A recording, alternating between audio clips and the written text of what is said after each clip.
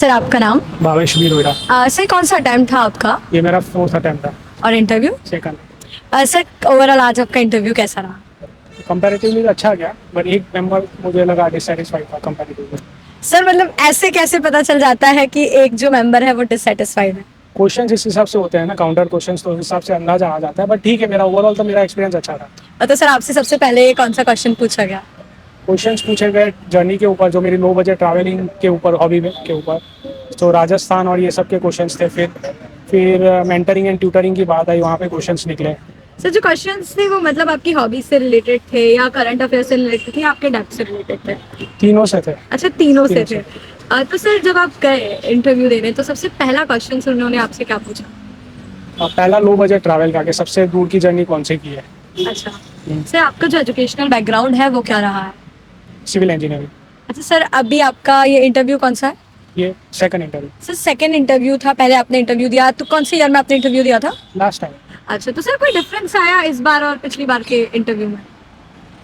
इस बार थोड़ा कॉम्प्लिकेटेड इंटरव्यू था कंपैरेटिवली लास्ट टाइम का। Last time was very smooth compare to, इस बार कई क्वेश्चन थोड़े टफ पूछे। तो सर पैनल चेंज हुआ था इस बार? हाँ।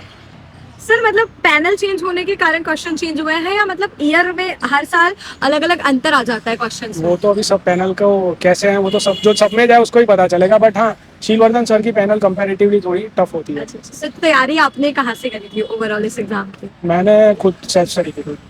सर मतलब अपने आप में यूपीएससी एक बहुत बड़ी जर्नी होती है, इसका खुद एग्जाम ही 1 साल तक चलता है और जब हम उस जर्नी में तैयारी करते हैं तो बहुत सारे अप एंड डाउन्स आते हैं, स्टूडेंट बहुत बार डिमोटिवेट होते हैं और आपने तो सेल्फ स्टडी से तैयारी करी है, तो क्या कहेंगे आप उन स्टूडेंट्स को कि कैसे तैयारी करें, कैसे कंसिस्टेंसी मेंटेन करके रखें?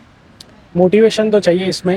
पहले मोटिवेशन लाएं, फिर रियलिस्टिक गोल्स को सेट करें और फिर उसको ब्रेक डाउन करके डे बाय डे उसको मॉनिटर करें और जहाँ भी लगे वहाँ पे फाइन ट्यून करते आगे बढ़ते जाएं। तो बड़े गोल से अच्छा है छोटे गोल रखिए, उसको कंप्लीट कीजिए और फिर आगे जाइए। सर कभी इस जर्नी में आपको लगा कि मैं अब क्विट कर देता हूँ क्योंकि आपका फोर्थ अटेम्प्ट है, या ऐसे ख्याल आते हैं तो उनसे कैसे डील किया जाता है? नहीं, ऐसा तो क्विट वाला लगा ही नहीं था। अच्छा फुल मोटिवेटेड रहे आप हाँ। पूरी जर्नी में। सर आपका ऑप्शनल क्या था? Civil engineering. Sir optional select करते टाइम क्या मन में थॉट था आपका, आपने ऑप्शनल क्या सोच के चूज किया? बैकग्राउंड भी यही था तो मैंने सोचा कि इजी रह जाएगा। अच्छा बैकग्राउंड था इसलिए आपने ये चूज किया। सर मेरा आखिरी क्वेश्चन ये है कि जो स्टूडेंट्स अभी इंटरव्यू देंगे या जो तैयारी कर रहे हैं उनके लिए आप क्या कहना चाहेंगे कि कैसे वो इस पूरी जर्नी में मोटिवेट रहें, क्या उनके जो सेट ऑफ गोल्स है वो रहे यूपीएससी को लेकर?